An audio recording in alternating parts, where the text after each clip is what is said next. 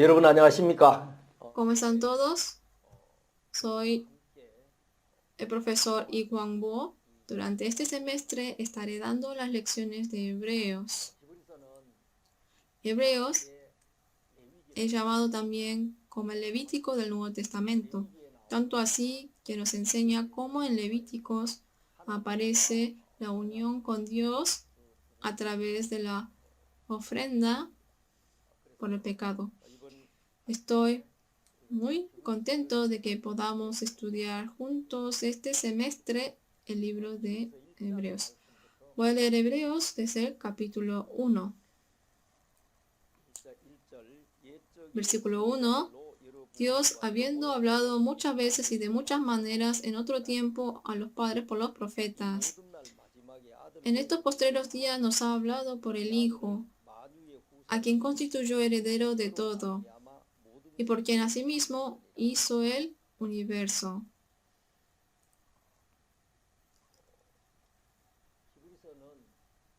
El autor del libro de Hebreos es inexacto. Quiere decir que no se sabe quién lo escribió. Algunos dicen Pablo, Bernabé, no, que Apolo. Existen distintas opiniones, pero hasta ahora no se encontraron pruebas exactas de quién lo escribió. Pero sin duda, el autor del libro de Hebreos es una persona que tiene un conocimiento profundo del Antiguo Testamento. A los creyentes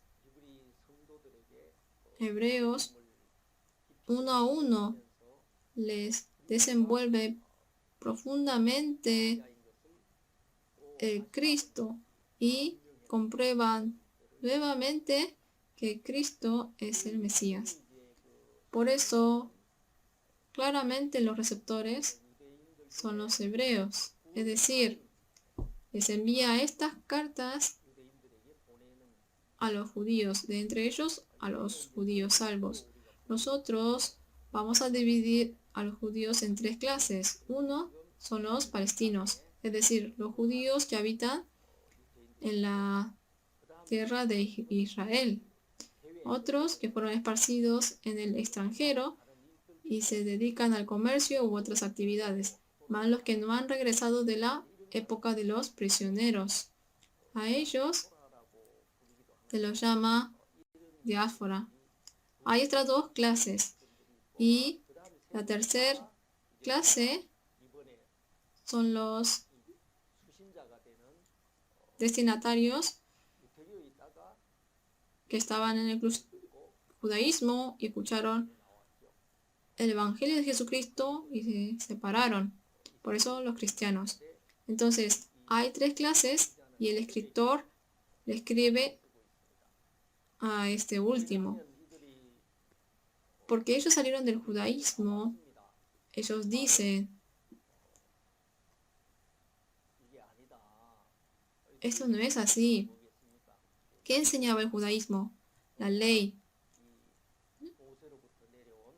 La vida de creencia que viene desde Moisés.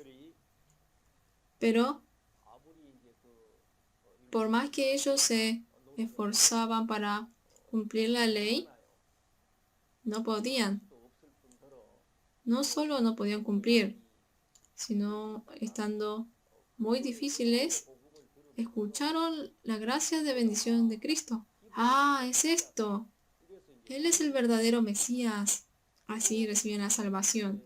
Y ese mundo de la gracia, ahora formando la iglesia, servían al Señor. En los principios servían fervientemente, pero había llegado tres grandes dificultades. Uno era la persecución de los judíos. Era obvio. Ellos saliendo del judaísmo aceptaron a Jesucristo y lo reconocieron como el Mesías. Esto quiere decir que el judaísmo está equivocado. ya vino el Mesías. ¿Qué están esperando? Entonces, claramente para el judaísmo le daría enojo. Entonces, ¿quiere decir que estamos equivocados? ¿Ustedes solos tienen la verdad? Así empezó a haber conflictos. La influencia del judaísmo es muy fuerte. La tradición, el número, comparando en todas partes con el cristianismo, tiene mucho más poder. Por eso lo persigue, lo tienta, los convence para que regresen. Así es que le da tentaciones fuertes. No es una persecución en la que podamos hablarlo.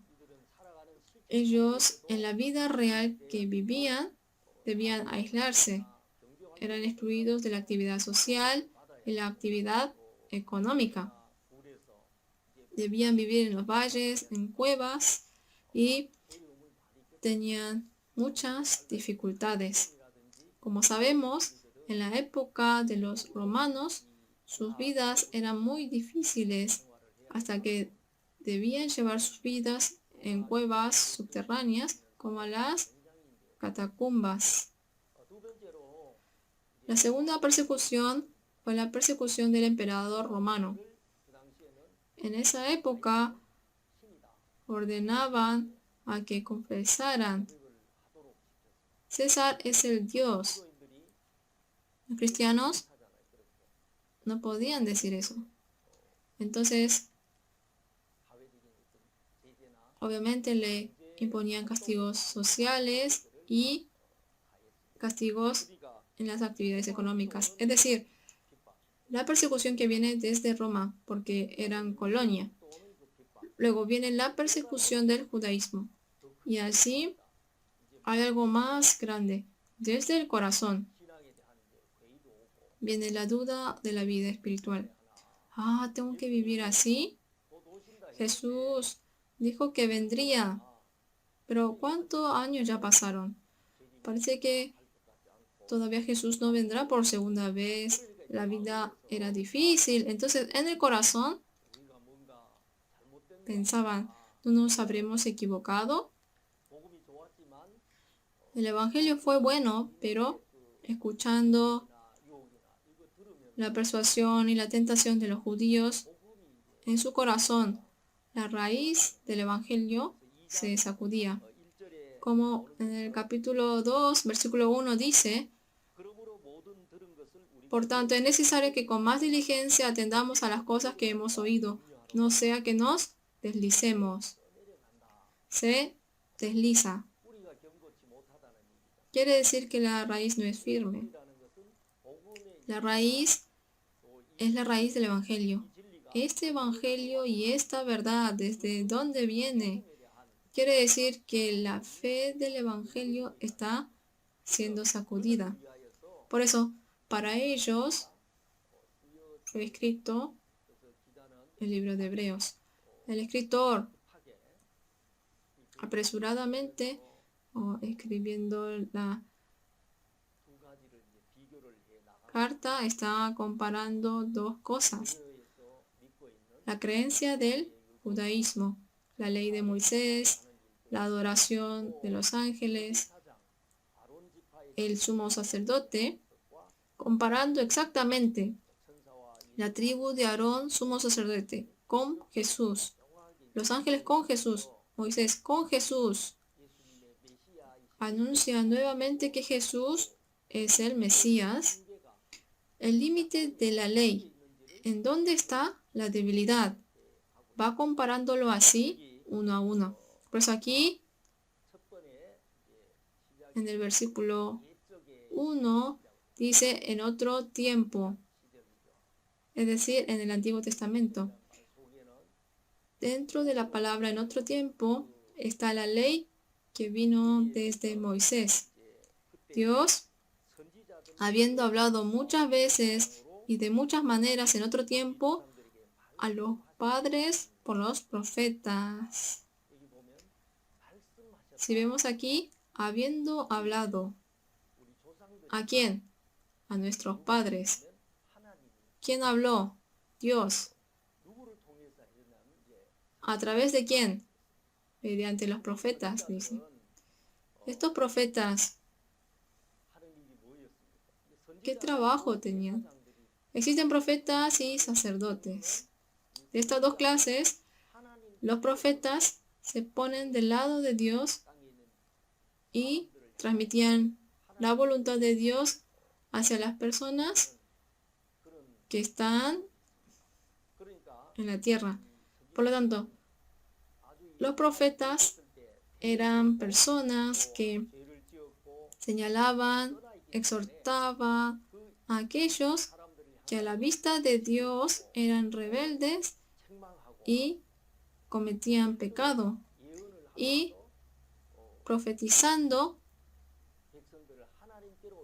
guiaban al pueblo apartado hacia Dios.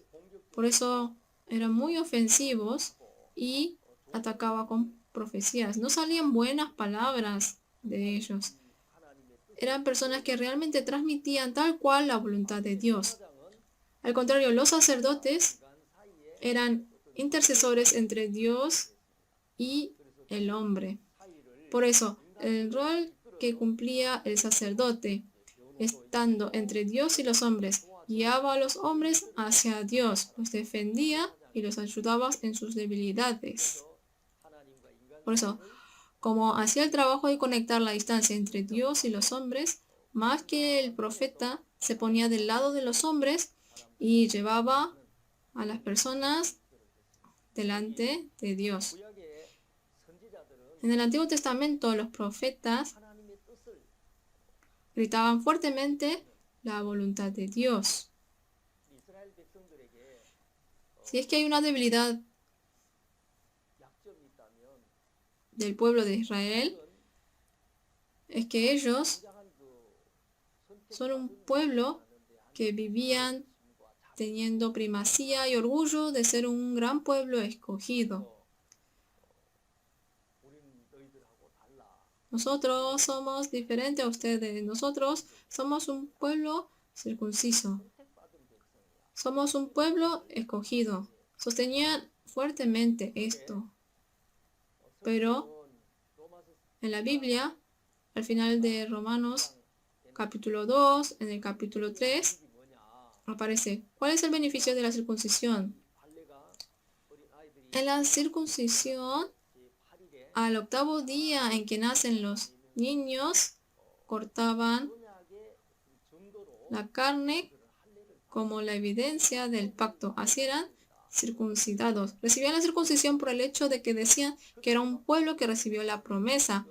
Pero ellos estaban muy atados a la formalidad de la circuncisión más que el pacto. Por eso Pablo, escribiendo el libro de Romanos, dijo: judíos en lo exterior. Los que sostienen recibir la circuncisión, les dice judíos exteriormente. Y existen judíos en lo interior. Los judíos en lo interior deben recibir la circuncisión del corazón. Como nuestra carne es mala porque cayó en pecado, nos está hablando de salir de la carne, del pensamiento, librarnos del pecado. Pero ellos sostenían que habían sido circuncidados. Por eso, ¿cuál es la ventaja del judío?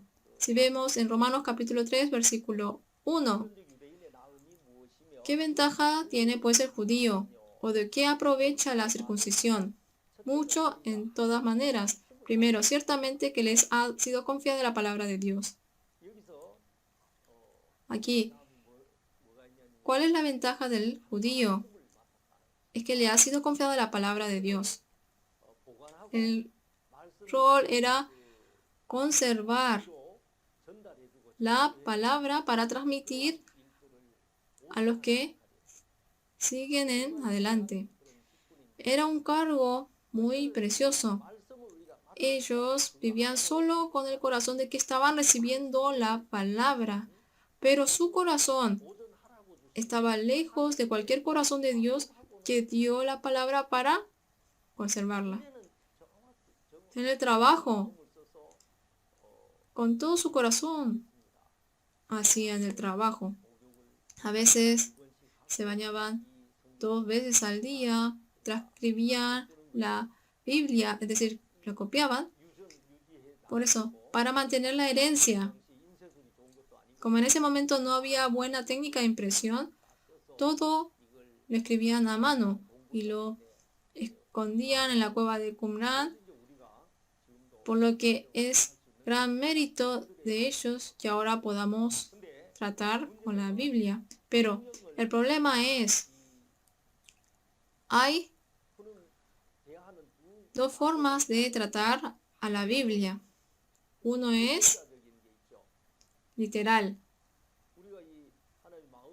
Nosotros ponemos el corazón de Dios en el texto y lo transmitimos. Por eso, hay uno que es literal y el otro es el corazón de Dios que aparece dentro.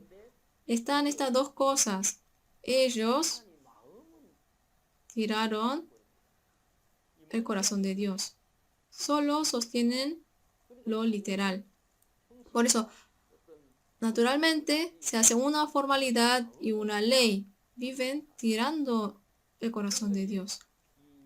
Entonces, a través de los profetas, muchas veces y de muchas maneras, nos indican y nos enseñan nuestra forma exacta. ¿Dónde está la voluntad exacta de Dios en la ley? Ustedes realmente son pecadores. El papel de la ley no es cumplirla, sino observarla en realidad. Desde Moisés vino la ley. Antes de eso, no había ley, no habían mandamientos. Pero, ¿por qué tuvo que ingresar? Que diga que se agregó la ley, quiere decir que antes no había y en el medio se agregó. Dice que la ley se introdujo para que el pecado abundase. Romanos capítulo 5, versículo 20. Pero la ley se introdujo para que el pecado abundase. Mas cuando el pecado abundó, sobreabundó la gracia. El Dios que dio la ley, su propósito era descubrir el corazón pecaminoso del hombre, haciendo que se presente delante de Dios y reciba la gracia de Dios. No lo dio para que viva cumpliéndolo, pero las personas no conocen de la voluntad de Dios y aceptándolo como literal, si dice cúmplanlo, entonces sí, cumpliremos. Son hombres caídos en pecado. Desde Adán, el hombre cayó en pecado y vive arrastrado por el espíritu de Satanás sin relación a Dios. Entonces, los hombres ¿podrían cumplir la ley santa de Dios? No pueden cumplir. Pero ellos no vivían pensando que no podrían cumplirlo.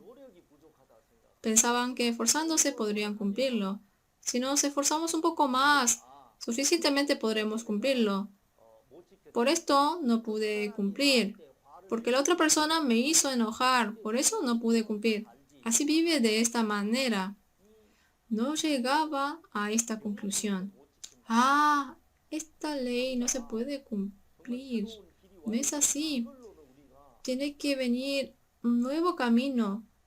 Con esto será difícil ir al reino de los cielos.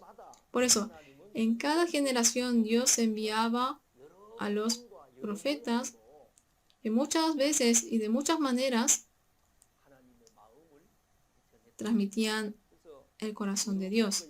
Por eso dice, habiendo hablado muchas veces y de muchas maneras a los padres.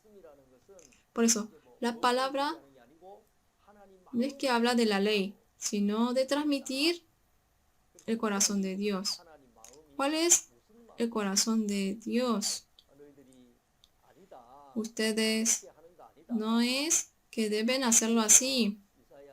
Por eso, en el caso del profeta Isaías, en Isaías, versículo 11, así dice: ¿Para qué me sirve, dice Jehová, la multitud de vuestros sacrificios? Hastiado estoy de holocausto de carneros y de cebo de animales gordos. No quiero sangre de bueyes, ni de ovejas, ni de machos cabríos.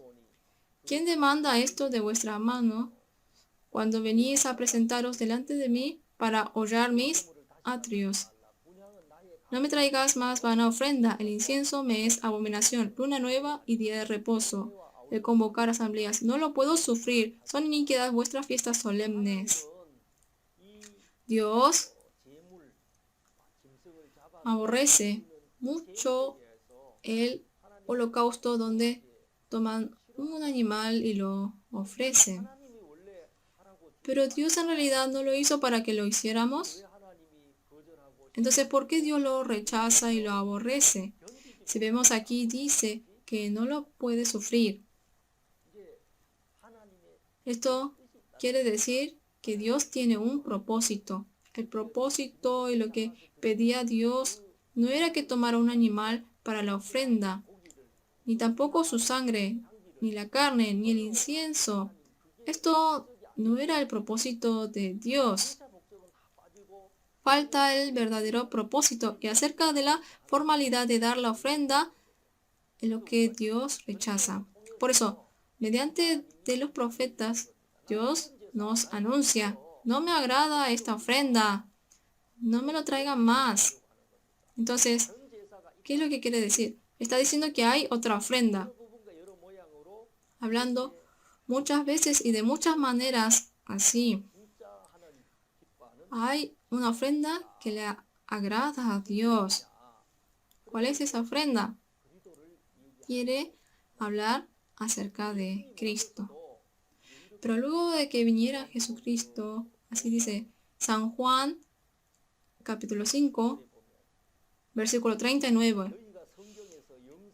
Escudriñad las Escrituras, porque a vosotros os parece que en ella tenéis la vida eterna, y ellas son las que dan testimonio de mí.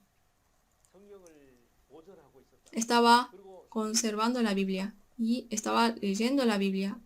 Hay quienes leen fervientemente, porque a vosotros os parece que en ella tenéis la vida eterna. Estaban estudiando, meditando, escudriñando, pero si piensan y meditan exactamente, si se encontraron con el corazón de Dios, si se encontraron con Cristo, si escucharon su noticia, ¿qué deberían conocer? Él es quien en el Antiguo Testamento hizo así y así. Él es Dios. Así debería conectarse. Si exactamente entiende la Biblia y acepta el corazón de Dios, debería llegar a este punto. Pero ellos, ¿conocían o no conocían a Jesús? No lo conocían. Escudriña la Biblia. Dios dice: la Biblia está hablando de mí. En toda la Biblia describe acerca del sujeto de la Biblia, que es Jesús. Por ejemplo, Adán y Eva comieron del fruto del árbol de la ciencia del bien y del mal. Por la vergüenza se hicieron delantales de higueras, pero ese delantal no lo podían cubrir por su vergüenza. Si llegaba a la luz se caía, y si llegaba a la luz se secaba y se caía. Finalmente Dios, matando a un animal, a una vida, quitándole la piel y derramando su sangre, con esa piel le vistió de túnica de piel a Adán y Eva. Cada una de las historias en la sombra de Jesucristo, que derramando la sangre lavará los pecados del hombre. No solo esto, todas las ofrendas y el holocausto que aparece dibujado en el Antiguo Testamento, ¿a quién simboliza? Al Mesías que vendrá, de Jesucristo. Acerca de esto escudriña, pero cuando aparece Jesucristo, ¿qué hacen ellos? Lo rechazan.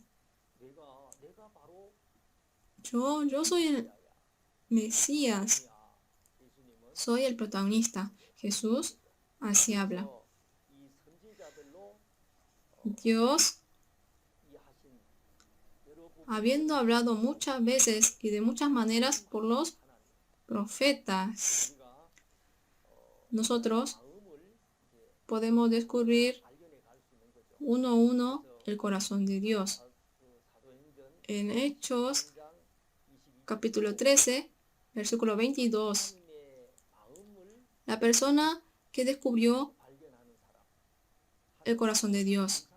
Aquí está expresando acerca de la persona que tiene el mismo corazón con Dios.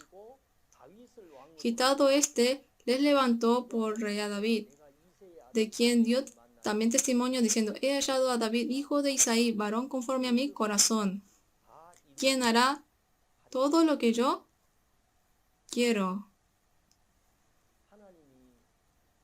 Dios lo dijo personalmente. He hallado a David, hijo de Isaí, varón conforme a mi corazón. Fluía mi corazón. David aceptó mi corazón. Tiene un mismo corazón conmigo. Realmente es algo grande. Por eso Dios, ¿a quién busca? Busca a una persona con quien fluya el corazón. Y a ese corazón quiere poner el corazón de Dios, sostener su corazón. Quiere hacer estas cosas con corazón, plantando su voluntad en ese corazón y a través de nosotros quiere manifestar la voluntad de Dios. Por eso, el principio del Antiguo Testamento, lo que quiere decir en el Antiguo Testamento es que está haciendo todo para manifestar a Jesús mediante los profetas.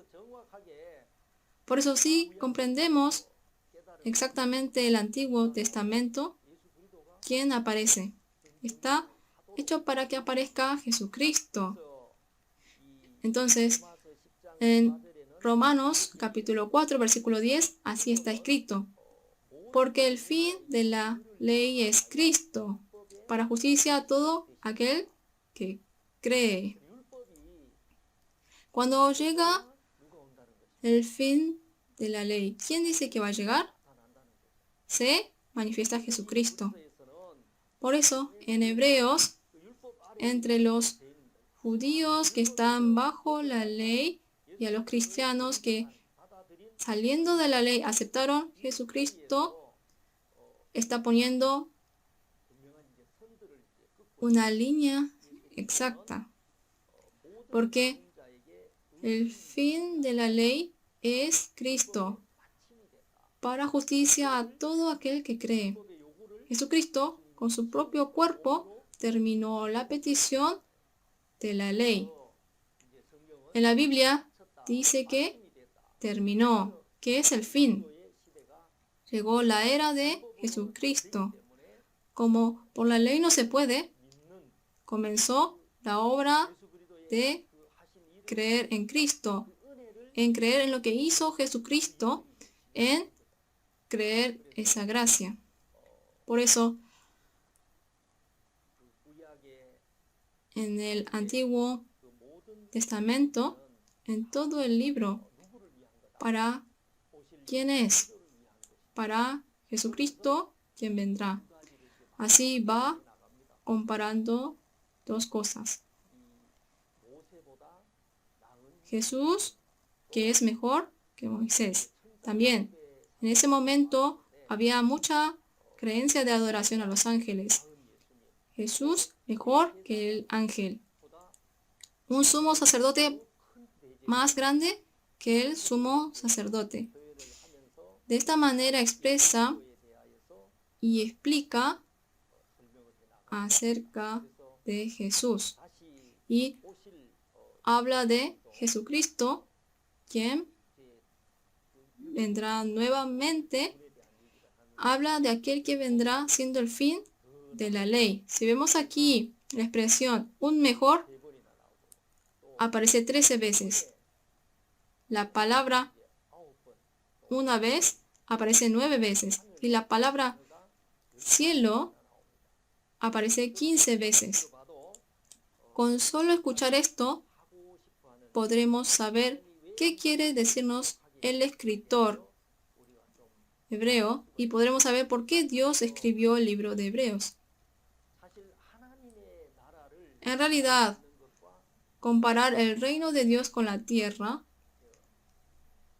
tiene falta de lógica, no tiene sentido. ¿Cómo puede comparar las cosas del cielo con las de la tierra? ¿Cómo puede comparar Jesús con los ángeles? Jesús con Moisés. No se puede comparar.